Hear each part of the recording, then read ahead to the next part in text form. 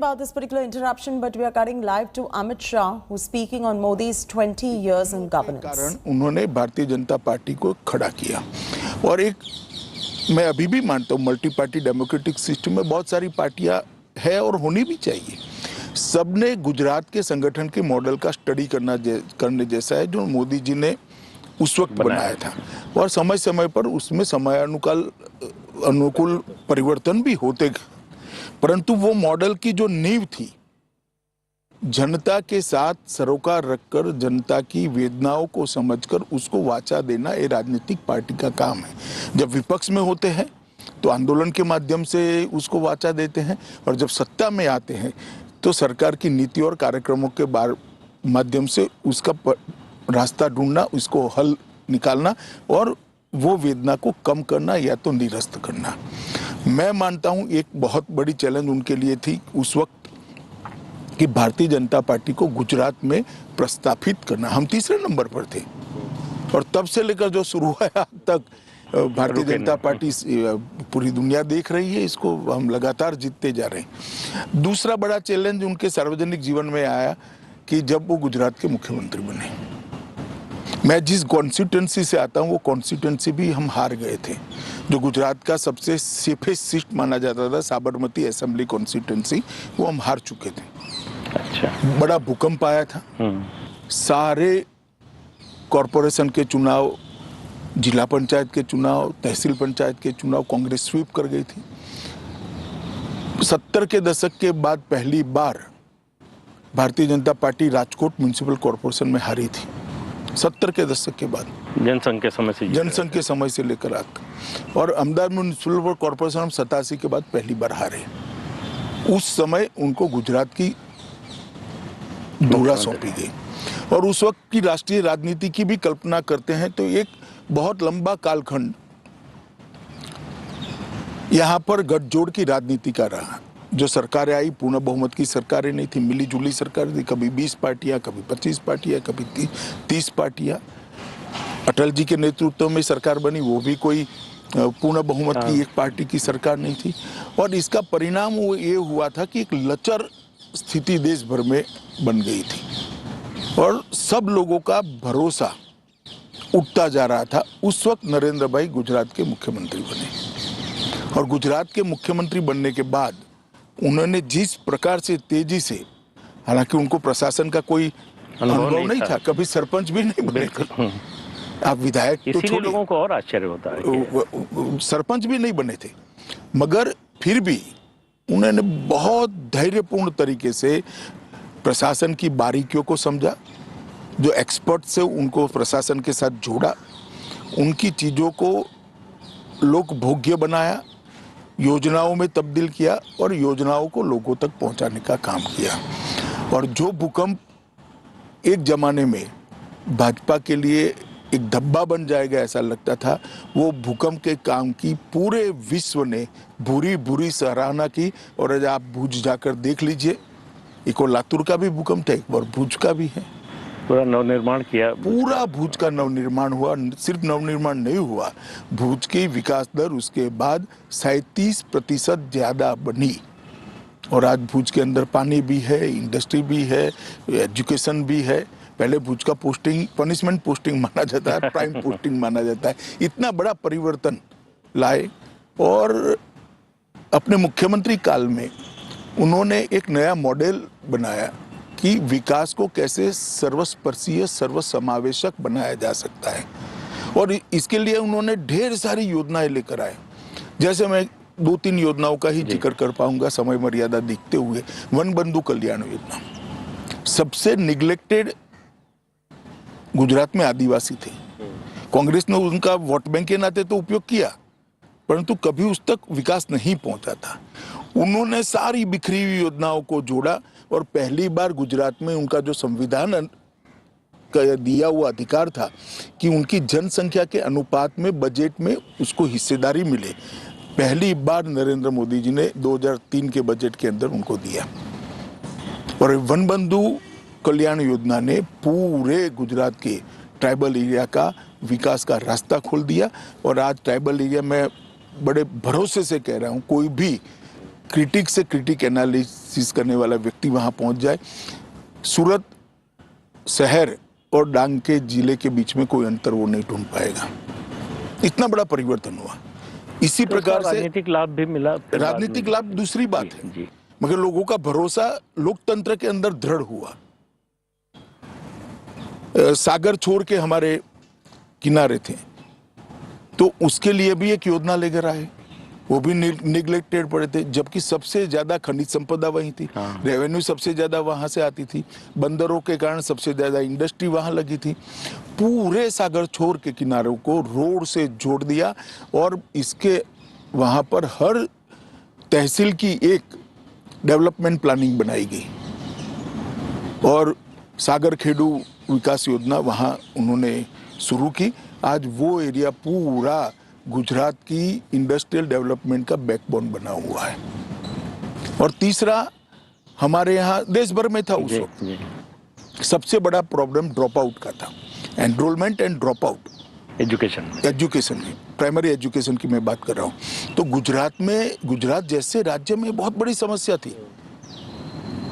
उन्होंने खुद कड़ी धूप के अंदर पटवारी से लेकर मुख्यमंत्री तक सब लोगों ने 5 दिन शुद्ध रूप से 5 दिन में 25 स्कूलों में जाना है और महोत्सव के रूप में बच्चों के एनरोलमेंट का कार्यक्रम शुरू कराया और हमारे एनरोलमेंट को 100% तक पहुंचाया। और उसके बाद वहां अभिभावकों की कमेटी तो बनवाई। ये स्केल और स्पीड का जो है उनका कॉन्सेप्ट वहीं से आया है। वो शुरू से है, वो शुरू से है। संगठन में भी था, सरकार में भी था, गुजरात के मुख्यमंत्री थे तब भी था। और उन्होंने अभिभावकों की कमेटी बनाई, विशेषकर माताओं की कमेटी बनाई। कोई भी बच्चा स्कूल नहीं आता है तो इसकी चिंता होती थी, मास्टरों की जिम्मेदारी तय कर दी। और ये सारी चीजों के बाद प्राइमरी एजुकेशन में गुणवत्ता बढ़ाने के लिए भी गुणोत्सव कर एक कार्यक्रम लिया और इसके कारण परिणाम में आया, एनरोलमेंट 67% था, वो 100% पहुंचा। ड्रॉप आउट रेशियो 37% था, वो पॉइंट समथिंग पहुंच गया, 1% से नीचे चला गया। अब इसका इवैल्यूएशन कोई करेगा तो मालूम पड़ेगा कि देश के विकास में, गुजरात के विकास में इसका कंट्रीब्यूशन क्या हो सकता है। एक अनपढ़ आदमी देश पर कितना बड़ा बोझ बनता है, ना जो अपने संविधान के दिए हुए अधिकारों को जानता है, ना संविधान ने हमसे जो अपेक्षा करी है वो दायित्व को जानता है, वो कैसे एक अच्छा नागरिक बन सकता है। इसके अंदर आमूलचूर परिवर्तन है। इसी प्रकार से शहरी विकास, ग्रामीण विकास, औद्योगिक नीति, वाइब्रेंट गुजरात का उन्होंने एक बहुत बड़ा एक्सपेरिमेंट करा। खावड़ा तक पानी भी उनके समय में ही पहुंचा। नर्मदा योजना को अंजाम तक पहुंचाने का काम किया। सौनी योजना लाकर गुजरात के अंदर लगभग टैंकर राज को समाप्त कर दिया। गुजरात ऐसा एक क्षेत्र था जहां टैंकरों की इंडस्ट्री चलती थी क्योंकि गांव में पानी नहीं होता था। आज फ्लो से पानी हर गांव में जाता है, पीने की पानी की कहीं किल्लत नहीं है। और दृढ़ता पूर्वक, कठोरता से नीति बनाकर जो काम किया, इसका परिणाम यह है कि गुजरात के कई जिले आज काली यादी से बाहर आ चुके हैं। 100 फुट भूगर्भ जल का लेवल ऊपर आया है। पूरे भारत में एक ही ऐसा क्षेत्र है जहाँ भूगर्भ जल में बढ़ोतरी हुई। तालाबों को बहुत डीप करने का काम किया गया, छोटे छोटे चेक डैम बनाए गए, नर्मदा का जो बाढ़ का पानी था उसको तालाबों में डाइवर्ट कर। इस प्रकार से ये दूसरी चैलेंज को उसने इतने अच्छे तरीके से लिया कि देश भर के अंदर जो मिली जुली सरकारों का एक युग था, वो युग में एक छवि बनी थी कि ये मल्टी पार्टी डेमोक्रेटिक सिस्टम शायद फेल तो नहीं कर जाएगी। गुजरात के नरेंद्र भाई के सफल मुख्यमंत्री काल के दौरान न केवल गुजरात, देश भर में एक आशा का किरण जागृत हुआ कि मल्टी पार्टी डेमोक्रेटिक सिस्टम में कोई दोष नहीं है, ये सफल हो सकती है, ये डिलीवर कर सकती है, अंतिम व्यक्ति तक जा सकती है। और वेलफेयर स्टेट की जो कल्पना, कल्याण राज्य की कल्पना, मैं पश्चिम की कल्पना की बात नहीं करता, अपने संविधान निर्माताओं ने जो कल्पना करी थी वो साकार हो सकती है। तो ये दूसरी चैलेंज थी। और तीसरी चैलेंज जब वो भारत के प्रधानमंत्री बने तब आए। आप जानते ही हो, मैं डॉक्टर मनमोहन सिंह जी की सरकार के लिए कोई टिप्पणी करना नहीं चाहता, ये कोई राजनीतिक मौका भी नहीं है, परंतु हर क्षेत्र के अंदर देश नीचे नीचे नीचे जाता। 12 लाख करोड़ के घपले, घोटाले, भ्रष्टाचार सरफेस पर आ चुके थे। सार्वजनिक जीवन पर श्रद्धा पाताल के अंदर पहुंच गई थी। दुनिया भर में देश का कोई सम्मान नहीं था। हमारी आंतरिक और बाहरी सुरक्षा बिल्कुल लचर हो पड़ी थी। पॉलिसी पैरालिसिस हो चुका था। नीतिगत फैसले महीनों तक सरकार की आंतरिक उलझनों में उलझते रहते थे। एक मंत्री महोदय ऐसे थे पूरे 5 साल कैबिनेट में ही नहीं आए। कई सारी ऐसी चीजें थी जो सवाल करती थी कि कैसे चल सकता है।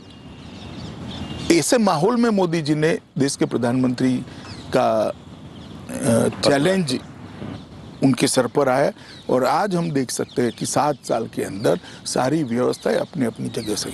हाँ, समस्या आती है, आएगी भी, भविष्य में भी आएगी, मगर समस्या को एड्रेस किया जाता है, तत्काल एड्रेस किया जाता है, उसका समाधान निकालने का प्रयास किया और संवेदनशीलता के साथ उसको आगे बढ़ाया जाता है। और इसके कारण एक दृढ़ राजनीतिक इच्छा शक्ति के कारण देश की सुरक्षा व्यवस्था भी चौक चौबंद हुई। कभी कोई कल्पना नहीं कर सकता था कि भारत एयर स्ट्राइक करेगा या सर्जिकल स्ट्राइक करेगा। ये तो अमेरिका के लिए रिजर्व चीज थी, वही कर सकते हैं, वही कर सकते हैं। आज इसके कारण भारत के युवा का हौसला हुआ है, हम भी कर सकते हैं। कभी ये नहीं हो सकता था कि कोई प्रधानमंत्री कहेगा कि $5 ट्रिलियन की इकोनॉमी बनने का साहस भारत में है और हम पहुंच सकते हैं। ढेर सारे स्टार्टअप आए, लोग लगे, मुझे विश्वास है $5 ट्रिलियन की इकोनॉमी मोदी जी के नेतृत्व में बन ही जाएगी। और 11 नंबर की अर्थव्यवस्था से 5वें नंबर की अर्थव्यवस्था, 6ठे नंबर की अर्थव्यवस्था हम बन चुके हैं। हाँ। बहुत बड़ा जंप आया है, ढेर सारे सुधार हुए हैं, रिफॉर्म्स हुए हैं, ईज ऑफ डूइंग बिजनेस में भी हमने परिवर्तन। तो मोदी जी के जीवन में जो 3 बड़े बड़े आप स्टेज, तीनों स्टेज चुनौतीपूर्ण थे और उन्होंने बड़े धैर्य से, मक्कमता से और दृढ़ राजनीतिक इच्छा शक्ति के साथ तीनों चैलेंजों को सफलतापूर्वक पार करा। मैं मानता हूं उनकी लीडरशिप की ये बहुत बड़ी क्वालिटी है। आपने अभी बात में जिक्र किया कि एक समय लगने लगा था कि मल्टी पार्टी डेमोक्रेसी फेल हो जाएगी। राजनीति में, सार्वजनिक जीवन में परसेप्शन का बहुत महत्व होता है। मीडिया और बुद्धिजीवियों का एक वर्ग है देश में जिसका मानना है कि मोदी जी अधिनायकवादी हैं, डिक्टेटरशिप में यकीन करते हैं, किसी से सलाह मशविरा नहीं करते, अपनी चलाते हैं। तो आपको लगता है कि आप लंबे समय से उनसे जुड़े हुए हैं, आपका अनुभव इस पर क्या कहता है? मैं अपने आप को सौभाग्यशाली मानता हूं कि मुझे संगठन और सरकार दोनों में मोदी जी के साथ काम करने का मौका है। पहले गुजरात के संगठन में, फिर गुजरात सरकार में, और यहाँ मैं राष्ट्रीय अध्यक्ष था, तब मोदी जी प्रधानमंत्री थे और अब उनकी सरकार का मैं मंत्री हूँ। मैंने मोदी जी को नज़दीक से काम करते हुए देखा है। ये सारे लोग जो आरोप लगा रहे हैं बिल्कुल बेबुनियाद आरोप है। मैंने मोदी जी जैसा श्रोता देखा ही नहीं है। किसी भी समस्या के लिए बैठक हो, कम से कम मोदी जी बोलते हैं, बहुत सब लोगों को धैर्यपूर्वक सुनते हैं और फिर उचित निर्णय लेते हैं। और कई बार तो हमें भी लगता है क्या भाई इतना सोच विचार हो रहा है।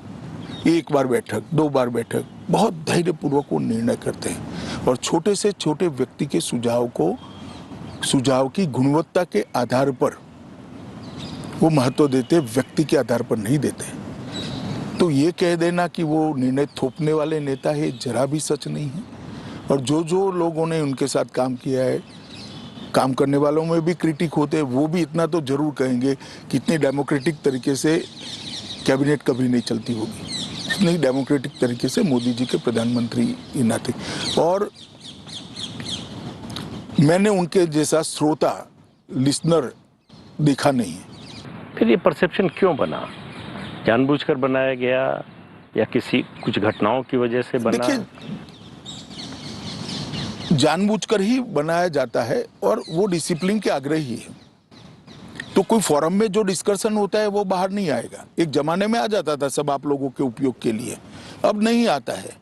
तो को लोगों को मुश्किल होती है, बहुत कम आता है।